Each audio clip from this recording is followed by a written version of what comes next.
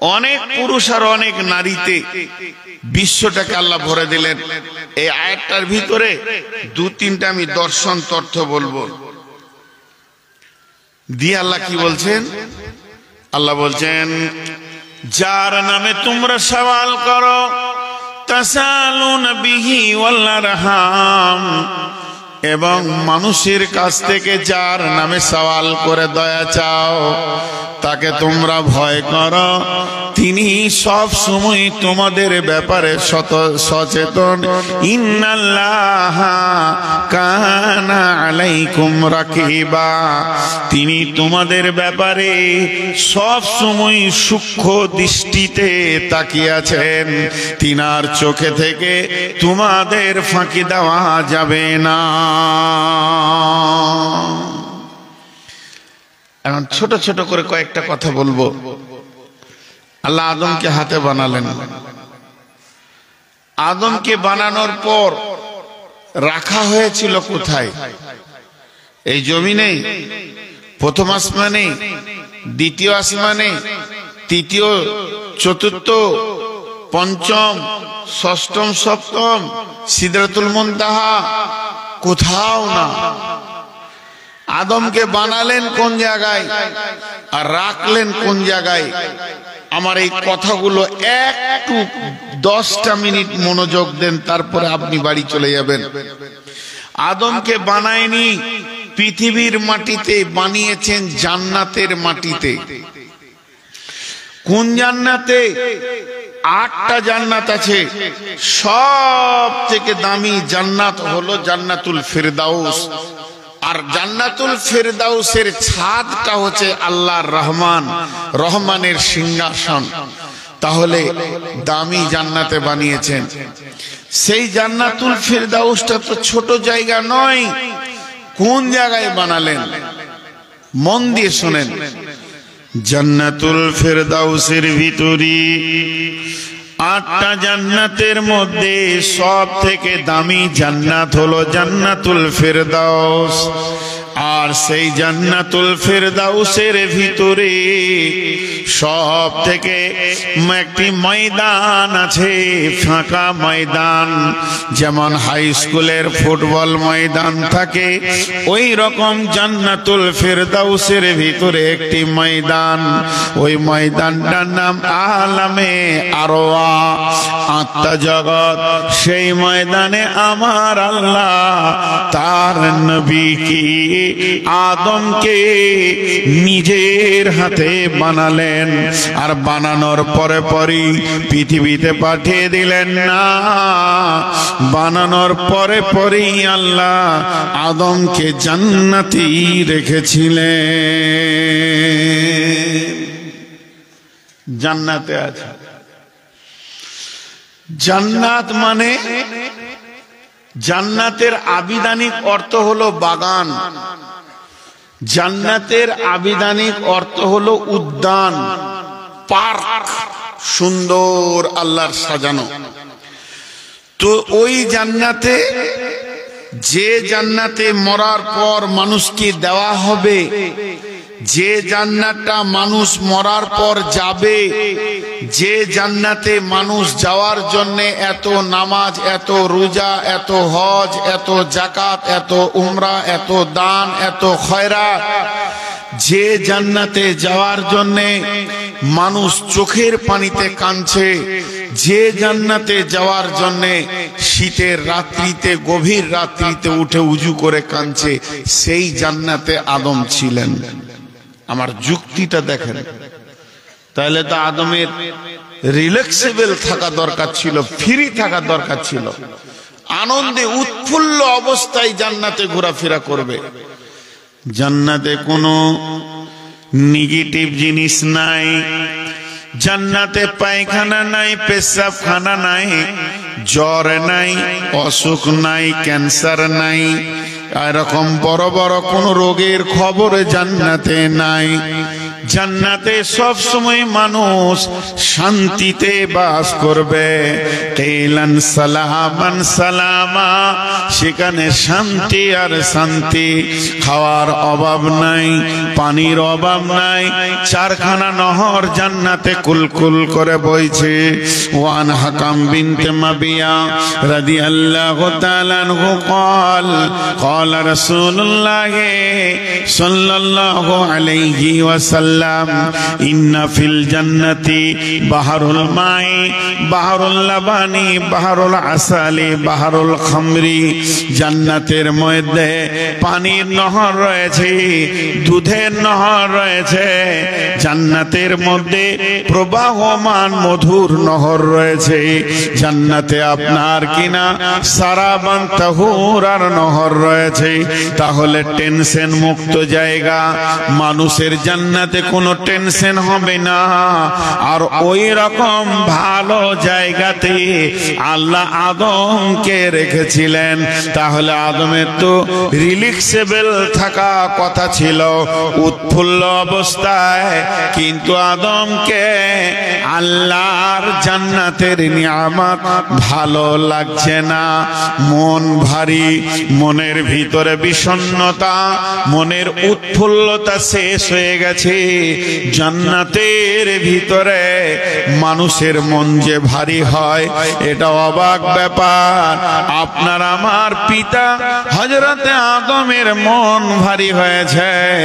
কেন ভারী হয়েছে, কি কারণ, কি অসুবিধা, এটা আমাদের রবকে বলতে হবে না। তিনি হলেন আলিমুম বিজাতিস সুদূর, তিনি দিলের খবর জানেন। আদমের দিলের খবর আল্লাহ বুঝে নিয়েছেন। জান্নাতে সমস্ত নিয়ামত থাকার পরেও একটা জিনিসের অভাবের কারণে আদমের মনের শান্তি নাই। তার কারণ আদম হলো একা, সঙ্গিনী নাই। আর সঙ্গিনী ছাড়া একটা পুরুষ স্বতঃস্ফূর্ত কোনো কাজ করতে পারে না। জান্নাতের মতো জায়গাতে আদমের মনের ভারী দেখে আমার রব, আদম শুয়েছিলেন, আদমের পাঞ্জরের হাড্ডি ফেরেশতা মাধ্যমে গ্রহণ করে। আদমের যে বিষণ্ণতা, আদমের যে মানসিকতার ভারী, এটা আত্মার রোগ, এটা দেহের রোগ নয়। সেই আত্মার ভিতরে আনন্দ দেওয়ার জন্যে আত্মা সম্পৃক্ত থেকে একটা সুশ্রী সুন্দরী নারীকে আল্লাহ বানিয়ে দিলেন। নারীকে বানিয়ে আদমের পাশে যখন দিয়েছে, আদম মহিলাকে দেখি আনন্দে হেসে ফেলেছে। আল্লাহ বুঝে নিয়েছেন, আদম তোমার কোন জিনিসের প্রয়োজন ছিল, এটা আমি রব বুঝে নিয়েছি। জান্নাতের নিয়ামত তোমাকে আনন্দ দিতে পারেনি, একটা নিয়ামত বাকি থাকার কারণে তোমার মনের বিষণ্ণতা দূর হচ্ছিল না। আমি তোমার সামনে তোমার বিবি হাওয়াকে এনে দিলাম। এবার আদম হেসেছে যে আমি যেটা চাইছিলাম পেয়ে গেছে। আমার রব আদম আর হাওয়া জান্নাতের ভিতরে তাদের স্বামী স্ত্রী বানিয়ে দিলেন। তারা দুজন আপসে মা ছিল না, বেটা ছিল না, আব্বা ছিল না, বেটি ছিল না, তারা সম্পর্কে ছিল স্বামী স্ত্রী। তাহলে এখান থেকে আর একটা যুক্তি বের করলেন।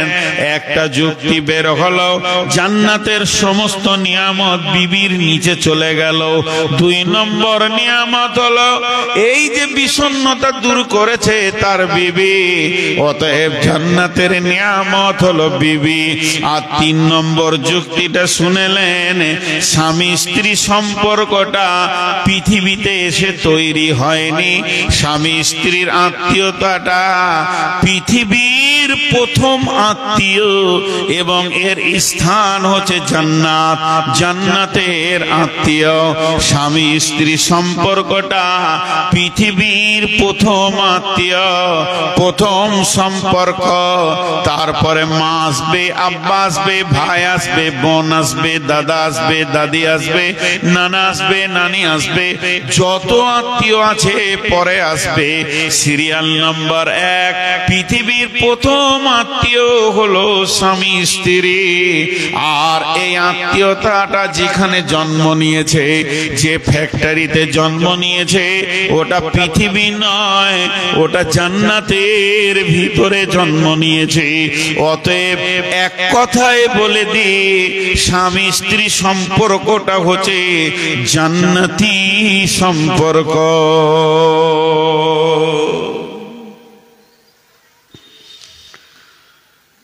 আর পশ্চিম দিকে সূর্য ওঠা পর্যন্ত স্বামী স্ত্রীর ভিতরে জান্নাতের স্বাদ লুকানো আছে।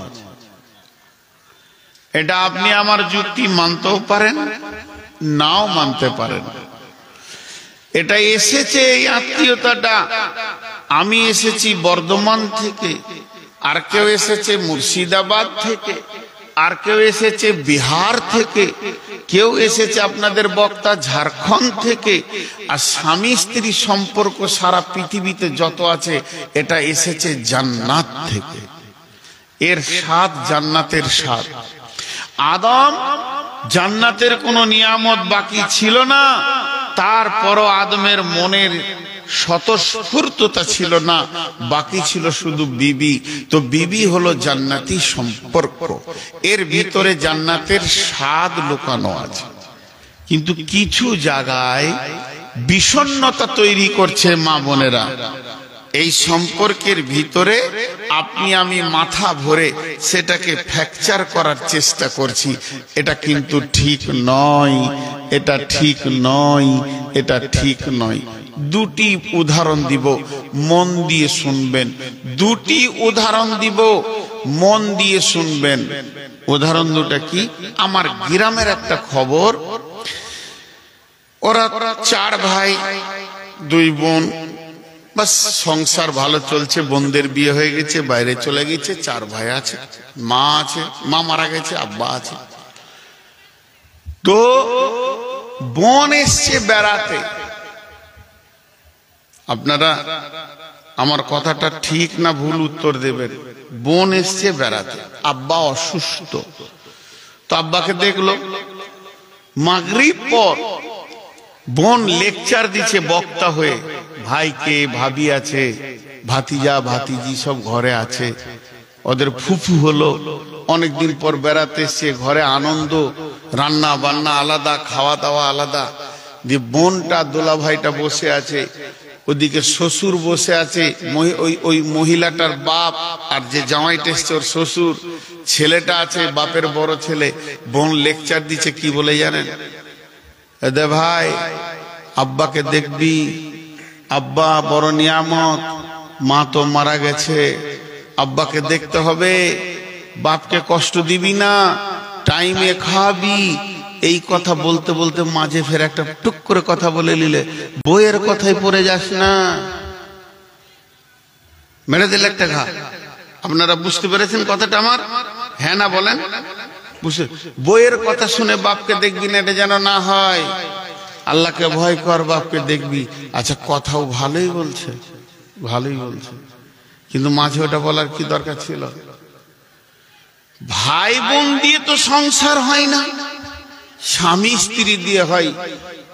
আমি আমার বিবিকে যত ভালোবাসি, তার থেকে আমার বোনকে বেশি ভালোবাসবো? সম্ভব? পসিবল হতে পারে না।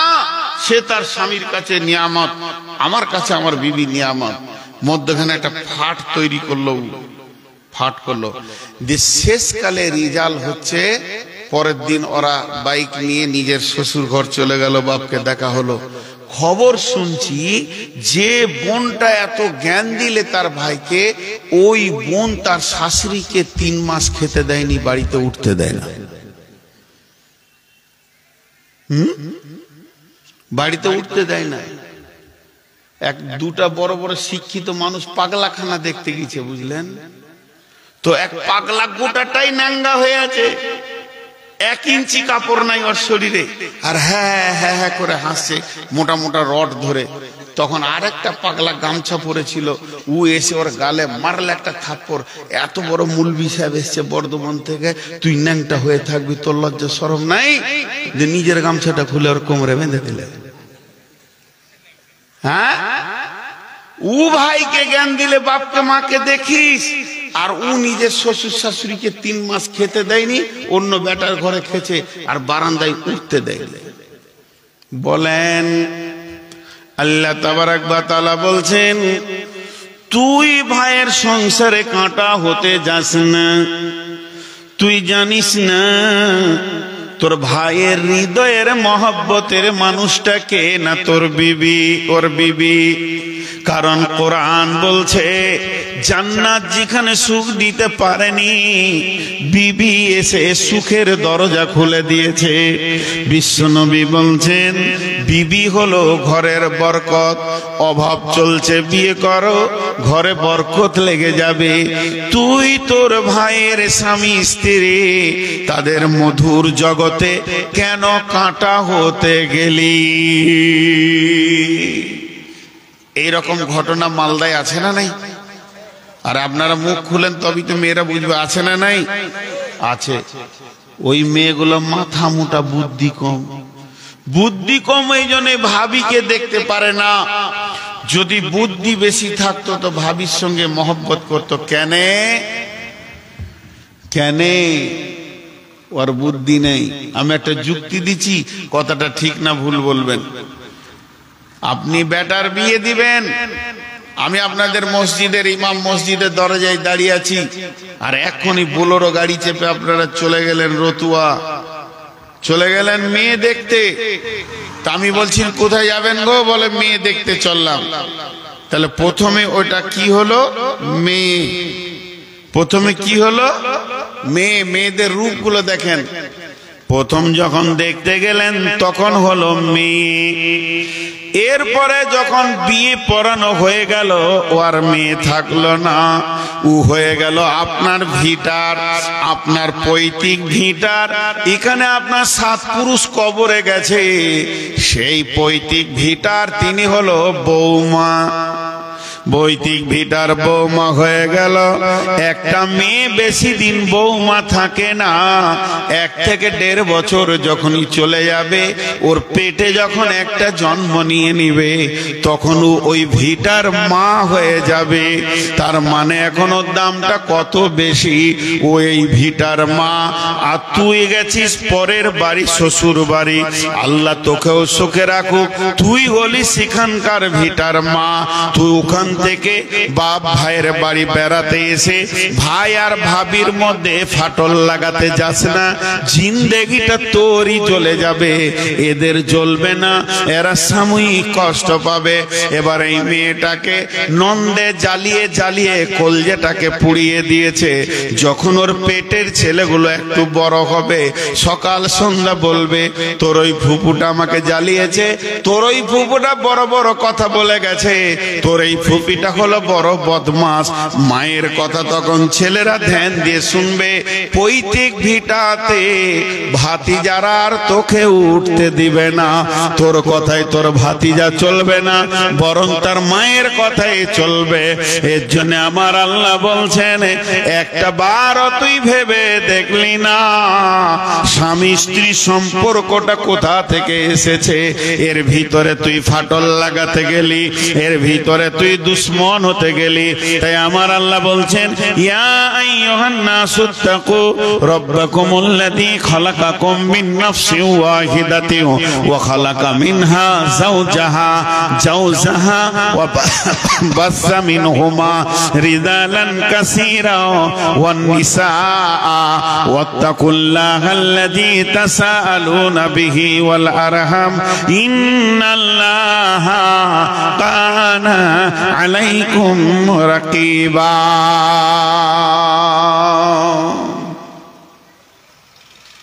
জি,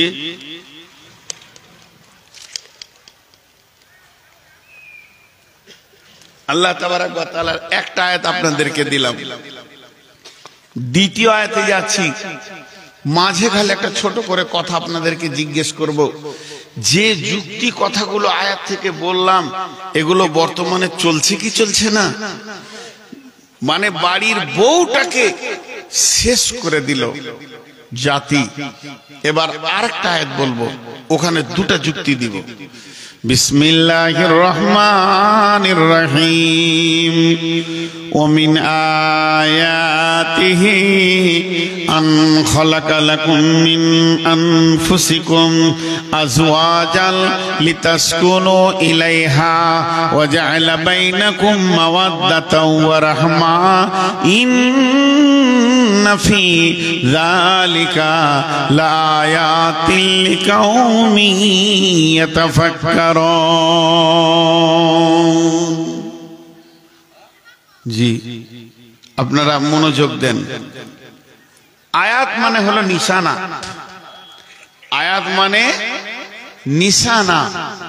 তো আপনি আল্লাহকে খুঁজছেন, আল্লাহ কোথায় আছে, আল্লাহকে কি করে পাবো? তো আল্লাহকে পাওয়ার ব্যাপারে বহুত নিশানা আছে। জমিনটাকে বানালো, নিশ্চয়ই বানানেওয়ালা আছে, তিনি আল্লাহ। এ বিশাল আসমানকে বানালো, যিনি বানালেওয়ালা তিনি আল্লাহ।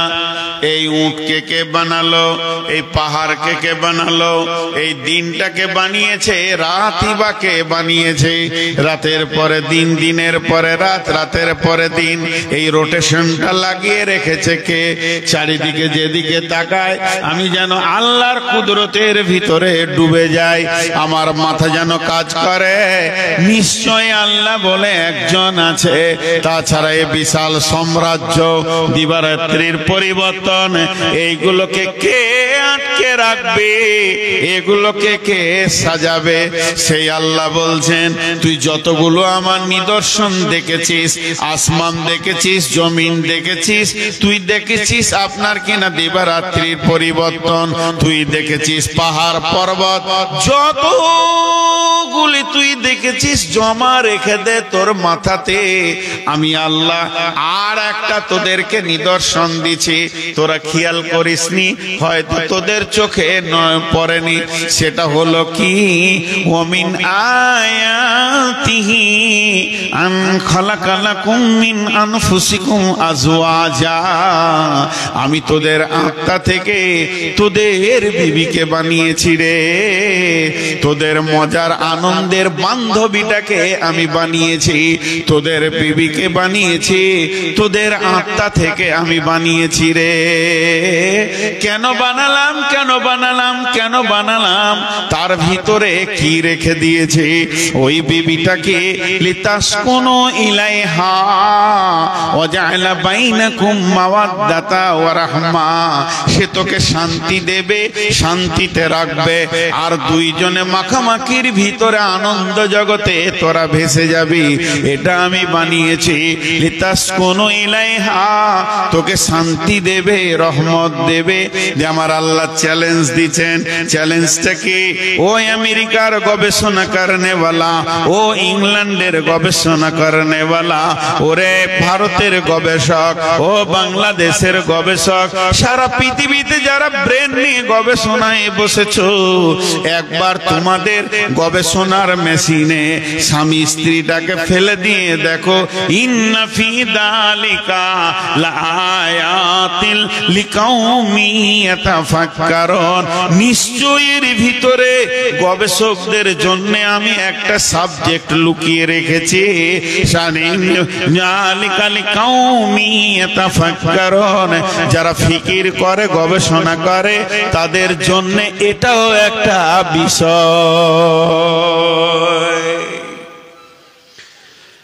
এই আয়াতটার ভিতরে কয়েকটা যুক্তি কথা বলবো, উঠবেন না। কয়েকটা, একটা দুটা লয়, মা বোন ধৈর্য ধরেন। প্রথম আয়াতটা আল্লাহ শুরু করলেন, ওমিন আয়াতিহি আন খালাকা লাকুম মিন আনফুসিকুম আজওয়াজা। আমার নিদর্শনের ভিতরে আর একটা নিদর্শন হচ্ছে তোর আত্মা সম্পৃক্ত শান্তি থেকে তোর বিবিকে বানিয়েছি। আত্মা সম্পৃক্ত থেকে তোর বিবিকে বানিয়েছি। কেন? লিতাসকুনু ইলাইহা। ভাইয়া একটা কথা আপনাদেরকে আমি জিজ্ঞেস করি, উত্তর দেবেন। আমার জানটা জ্বলে গেল, মানুষ বলে না, একবার হ্যাঁ না দেন। কথায় কথায় কোনো বিরক্তিকর কিছু ঘটনা ঘটে গেছে, তোকে যদি বলা হয়ে যায় তুই চুপ কর, বলে আমার জানটা জ্বলে গেল। এই যে জানটা জ্বলে, এটা দেহের সাথে সম্পর্ক আছে? ওকে ইনজেকশন দিলেই এই মনের জ্বালাটা বন্ধ হবে? হবে না।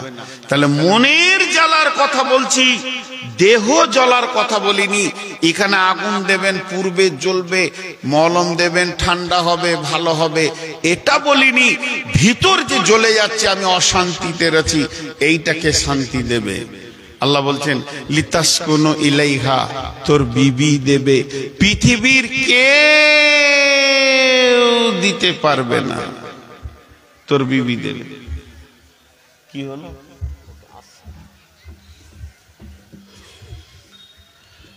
আপনাদের বিরক্ত লাগছে নাকি? এখানে দু তিনটি যুক্তি কথা আছে, ধ্যান না দিলে আমি বোঝাতে পারবো না। তোকে শান্তি দেবে তোর বিবি। কেন? কেন? কেন? যুক্তিটা আবার শুরু করছি। আমার বডিতে দুটো জিনিস আছে। একটা আছে আমার দেহ। আমি বললাম না যে যখনই খুব গুরুত্বপূর্ণ কথা বলছি তখনই ডিস্টার্ব করছে, আর ওকে নাচাচ্ছে শয়তান। আমার বডিতে দুটো জিনিস আছে, একটা আমার দেহ, একটা আমার আত্মা। আমার বডিতে কয়টা জিনিস আছে বললাম? একটা দেহ আর একটা আত্মা। দেহ তৈরি হয়েছে মাটি থেকে, দেহ ধ্বংস হবে মাটিতে। আত্মা এসেছে কোথা থেকে? জান্নাতুল ফেরদাউস থেকে। মুখ খুলেন, আত্মা এসেছে কোথা থেকে? ফেরদাউস থেকে। আবার আত্মা যাবে কোথা? জান্নাতুল ফেরদাউসে যাবে। এক কথাই বলে দি, দেহের ধ্বংস আছে, আত্মার ধ্বংস নাই। এটা আপনাদের বুঝতে অসুবিধা হয়েছে? আত্মা ছিল আলামে আরওয়াতে। আমারটাই বলি। আল্লাহ বলে, এই ফেরেশতা, ওই আত্মাটাকে নিয়ে গিয়ে নূর মোহাম্মদের মায়ের পেটে দেখবে একটা পুতলা আছে, ভরে দিগা। পুতুলের ভিতরে ভরে দিল, আত্মাটা আমি পেয়ে গেলাম। মা প্রসব করে পৃথিবীতে আমাকে দিয়ে দিল, আত্মা সহ এলাম। আবার আল্লাহ বলবে, ফেরেশতা রে, আজরাইল, যা তো নূর মোহাম্মদের আত্মাটাকে বার করে লাই, ওই পচা দেহটাকে ফেলে দে। আমাকে টেনে নিয়ে চলে গেল। ইল্লিনে থাকবে, সিজিনে থাকবে, জান্নাতে যাবে, জাহান্নামে যাবে, হিসাব হবে। আত্মার ধ্বংস নাই। তাহলে এবার আপনাকে যেটা বুঝাতে চাইছি ওইটা বলছি। পৃথিবীতে আপনার যত আত্মীয় আছে, একটা খাতাতে সিরিয়াল দিয়ে লিখেন। এক নম্বরে লিখেন মা, আব্বা, মামা, খালা, চাচা, ফুফি, চাচাতো ভাই, মামাতো ভাই, খালাতো ভাই, ফুফাতো ভাই। লিখতে লিখতে লিখতে লিখতে আপনি 100টা লিখলেন। ওই পাতাটা রেখে দেন। ওই পাতাটা আর হাত দিয়ে না, অন্য একটা পাতালেন, সেইখানে লেখেন বিবি, স্ত্রী, একজনের নাম লিখেন, দিয়ে রেখে দেন। এবার আমি যেটা বলছি এটা কান দিয়ে শুনেন। পৃথিবীর যত আত্মীয় আছে, দেহের সাথে সম্পর্ক নাই লয়। পৃথিবীর যত আত্মীয় আছে, দেহের সাথে সম্পর্ক প্রথম মা বাপ দিয়ে শুরু হয়েছে। আমার সাথে আমার মা বাপের সম্পর্ক দেহ দিয়ে। আমার মা বাপের দেহ থেকে আমি হয়েছি। আমার রক্তে আমার মেয়ে হয়েছে, তার রক্তে তার মেয়ে হয়েছে। এটা হলো আমার রক্তের সম্পর্ক।